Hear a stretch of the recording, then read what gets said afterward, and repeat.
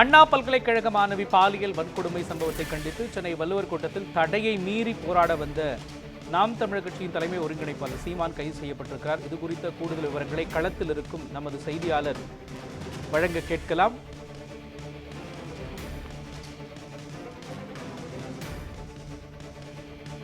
Samuel Ebenezer, தற்பொழுது இந்த அனுமதியின்றி போராட முயன்ற சீமான் கைது செய்யப்பட்டிருக்கிறாரு. கள நிலவரங்களை நீங்க பதிவு பண்ணலாம்.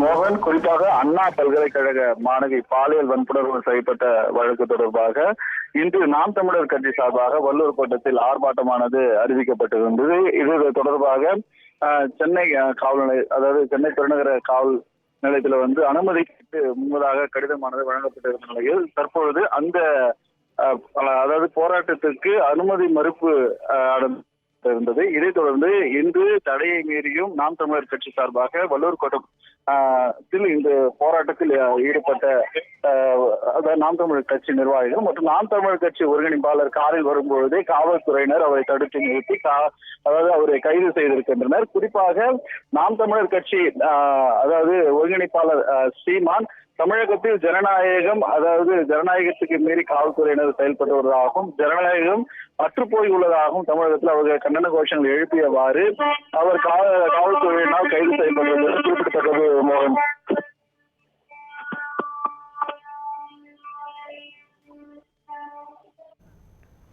விவரங்களையும் காட்சிகளையும் வழங்கியதற்காக நன்றி சாமுவேல் எபினேசர்.